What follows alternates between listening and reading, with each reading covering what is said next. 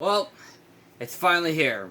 We've hinted at it in the past. We said we were going to do it in the past. It's finally here. Get on with the normal intro, Dad. Hello, citizens of YouTube land.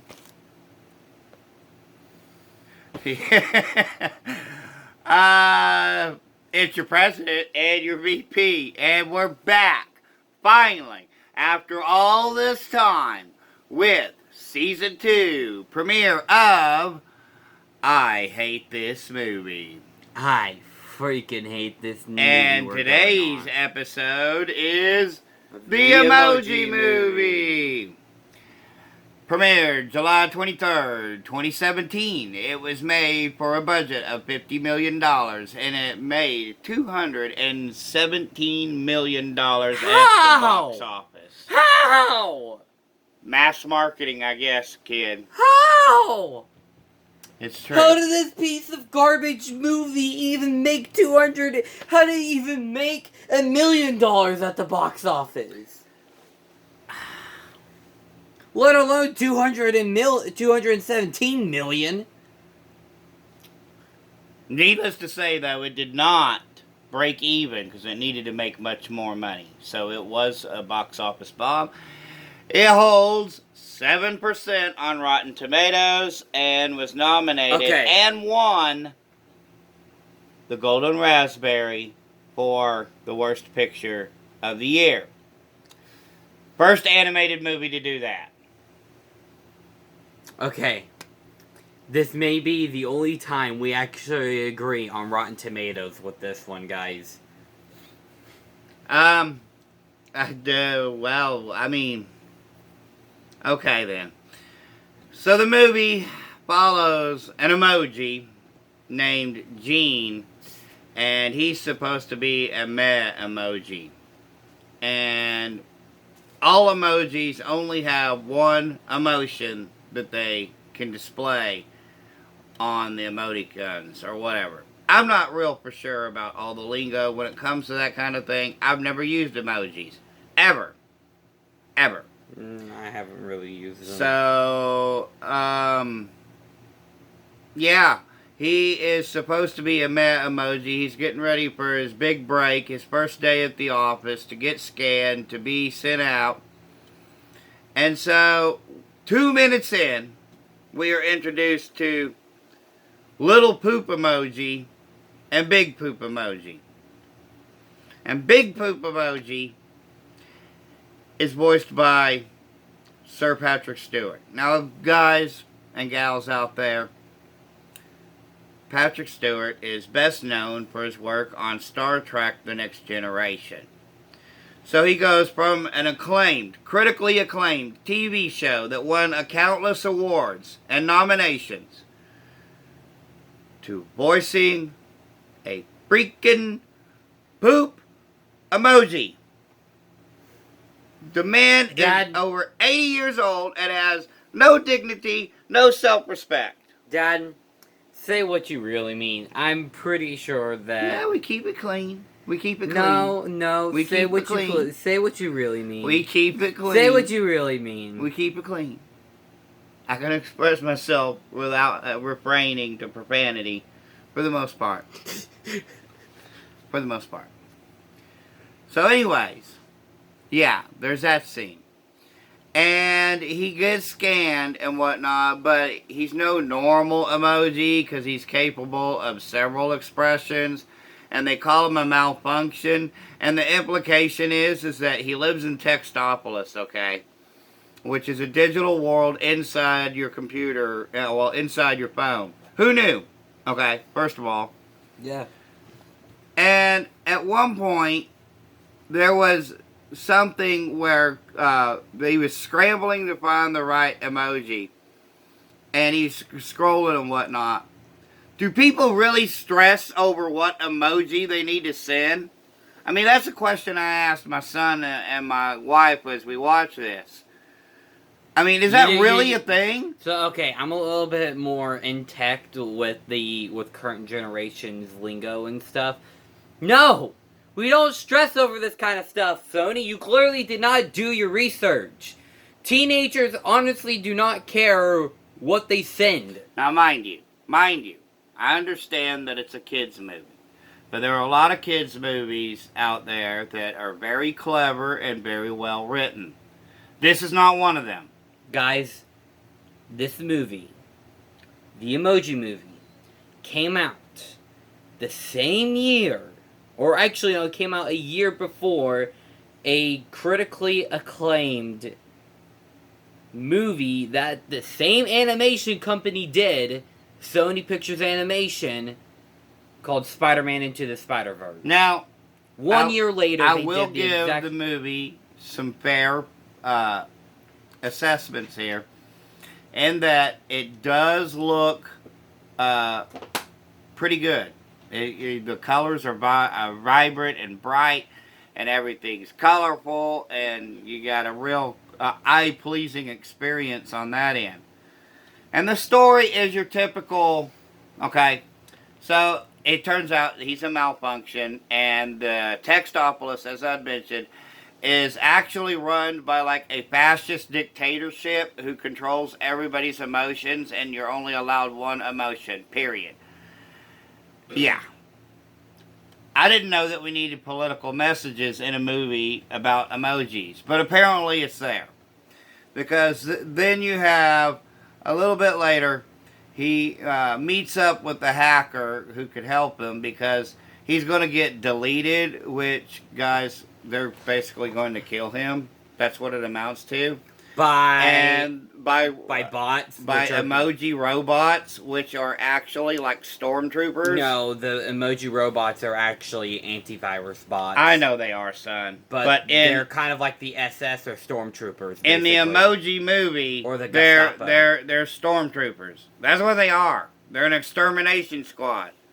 No joke. No joke. We're not making this up either. We're being dead serious. In fact, we're learning about World War II and the horrors of the Holocaust, and they basically straight up say that the antivirus robots are basically like the secret extermination squad that they use to take out malfunctions. It's weird. And so, then he meets up with High Five, which is another emoji, and he's like not a favorite no more, so he can be deleted too, which makes it all a big popularity thing or whatever. And so they decide they're going to search out the hacker who can alter people's emotions and whatnot through hacking the system. So they go through the different worlds, Instagram, Snapchat, YouTube, all these things that are on your phone. They only go through Instagram, Snapchat, and Dropbox. And Twitter. There's the Twitter bird a little bit later. So, they eventually meet up with the hacker, who turns out to be the original princess emoji who escaped and wants to be more than a princess. And it's a girl power thing, which is cool and all. Don't get me wrong. But did you really need it? Listen, there are movies that do that right. Take The Princess and the Frog, for example. Yeah. So they begin to develop a love story between the hacker halfway into the movie, by the way, and Jean. And we also learn that his dad was also a malfunction, and his mom is a full-fledged emoji. Yeah. But I guess, which you should have picked up on this, his name is Gene, as in genetic. Yeah. Yeah. So, they move a little bit forward, and they get stuck Decker, I'm stealing something from you, buddy, but... And they get stuck in Candy Crush World, and they are able to manipulate the system because Gene gets stuck in the Candy Crush game, and they manipulate the system into thinking he's a special candy, so he's able to escape.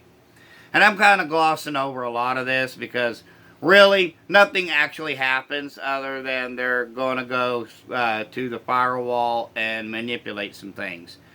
Meanwhile, in the real world, this kid, Alex, is freaking out because his phone keeps malfunctioning, basically. And Phones don't do this. Sony. like Candy Crush is going Phones don't off. do this. His Spotify is going off.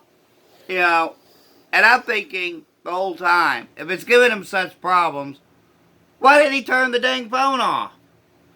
I don't know. But I digress. Phones don't do that, though. So he makes an appointment to tech services to basically delete and erase everything on the phone. Okay, there is a clever joke revolving around his tech services phone. Basically, he calls them up, and then they say, wireless speaking here, how can we help you? That's the only clever joke. Yeah. So... Because that's honestly how it feels like when you're talking to tech services on your phone. They go to the firewall, and they're able to manipulate things. And he asks the girl to the dance at the last minute that he loves. And it turned out that her name was the password to get into the firewall. And it's a story that we've all seen about 1,000,000 times. And heard about 1,000,000 times. And read about 1,000,000 times. And they've all been better. Better executed, better directed, better acted. All of it. So... It ends with, of course, what you think it would end with. A dance party. Because everybody knows that kids' movies always have to end with dance parties. Actually, some of them do not. Take Spider-Verse, for example. But, actually, I don't even know if you can Well, you get what I'm saying. I don't even know if you can classify Spider-Verse as a kids' movie. So that's that. And, guys, it was a pain. It was excruciatingly stupid. What more could I say? Except... I guess it's time for a final rating here. -3 stars. What say you?